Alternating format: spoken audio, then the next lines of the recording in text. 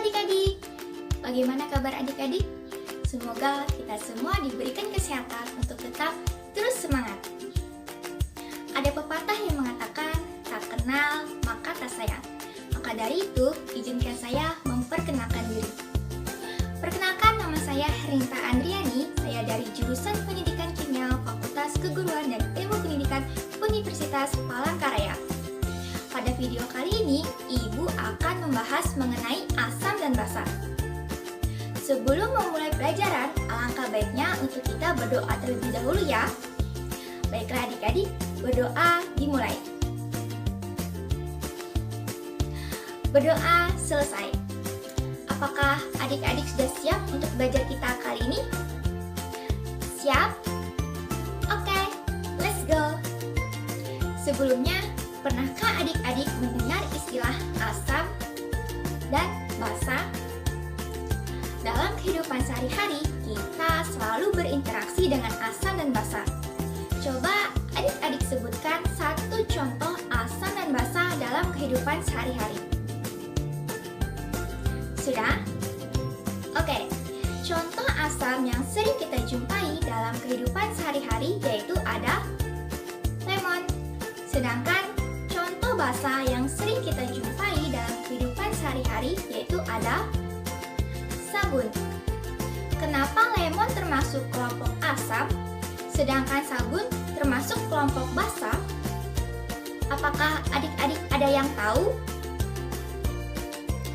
Dari rasanya, pasti yang terlintas oleh adik-adik bahwa asam adalah yang mempunyai rasa masak, sedangkan basa adalah yang mempunyai rasa pahit.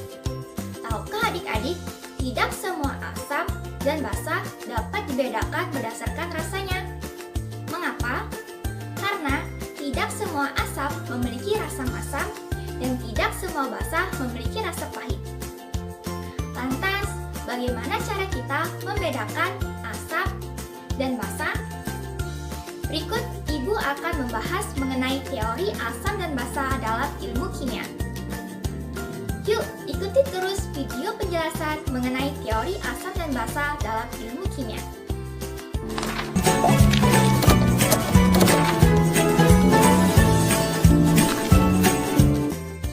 Hai adik-adik, pada kesempatan kali ini Ibu akan membahas tentang teori asam dan basa dalam ilmu kimia.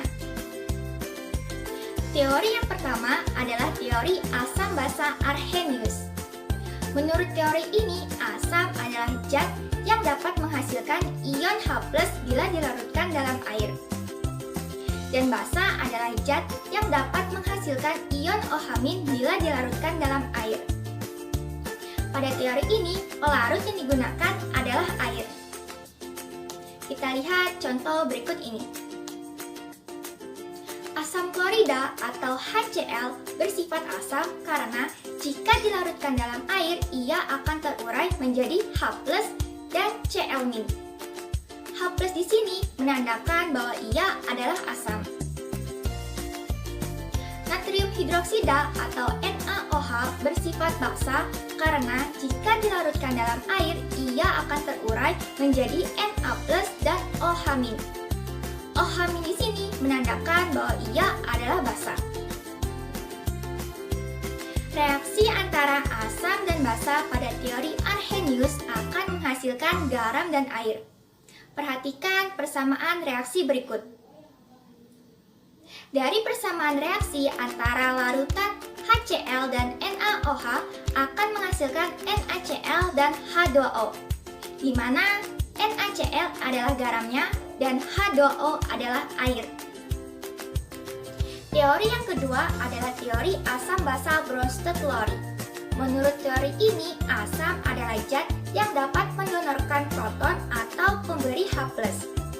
Sedangkan basa adalah zat yang dapat menerima proton atau penerima H+. Dalam teori ini, lebih kokoh daripada teori Arrhenius. Mengapa? Karena pelarut yang digunakan tidak hanya menggunakan air. Dalam teori ini terdapat spesies amfiprotik atau yang lebih dikenal dengan amfoter, di mana amfiprotik atau amfoter adalah sifat suatu zat zat atau senyawa yang dapat bersifat asam ataupun basa tergantung pada kondisi lingkungannya. Reaksi antara asam dan basa pada teori Bronsted-Lowry akan menghasilkan basa konjugasi dan asam konjugasi. Istilah ini lebih dikenal dengan pasangan asam-basa konjugasi. Contoh, HCl jika direaksikan dengan air maka akan membentuk Cl- dan H3O+. Pada teori ini, HCl adalah asam karena ia memberikan proton atau H+ kepada H2O dan membentuk Cl-. Cl- di sini merupakan basa konjugasi dari HCl. Dan H2O yang menerima proton atau H+ bertindak sebagai basa dan membentuk H3O+. H3O+ di sini merupakan asam konjugasi dari H2O. Perlu kita ingat ya adik-adik, pada teori ini asam akan menghasilkan basa konjugasi dan basa akan menghasilkan asam konjugasi. Teori yang terakhir adalah teori asam basa Lewis. Menurut teori ini, asam adalah spesies akseptor pasangan elektron, sedangkan basa adalah spesies donor pasangan elektron. Pada teori ini lebih umum digunakan daripada teori Arrhenius dan teori Bronsted-Lowry, karena reaksi antara asam dan basa pada teori ini akan menghasilkan ikatan kovalen koordinasi. Oleh karena itu, reaksi antara asam dan basa pada teori ini akan mudah sekali menjelaskan bagaimana terbentuknya senyawa kompleks koordinasi. Kita lihat contoh berikut ini. Ketika NH3 direaksikan dengan BF3 akan menghasilkan NH3BF3. Di sini NH3 bertindak sebagai basa Lewis karena ia memberikan pasangan elektron bebasnya kepada BF3. Dan BF3 di sini adalah asam Lewis karena ia menerima pasangan elektron dari NH3, sehingga membentuk NH3BF3 yang merupakan senyawa kovalen koordinasi. Coba kita kerjakan soal berikut ini. Perhatikan persamaan reaksi berikut.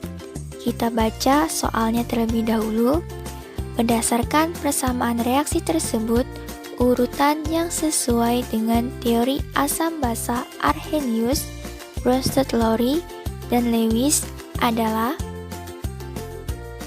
Kita perhatikan persamaan reaksi yang pertama.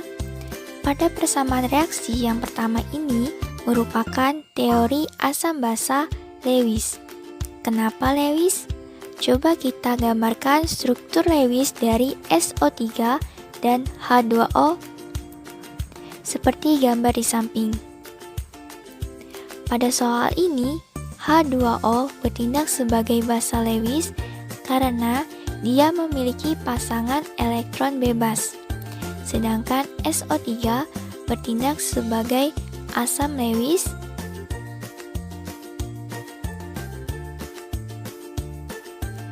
sehingga H2O mendonorkan pasangan elektron bebasnya dan SO3 menerima pasangan elektron bebas dari H2O sehingga terbentuklah H2SO4.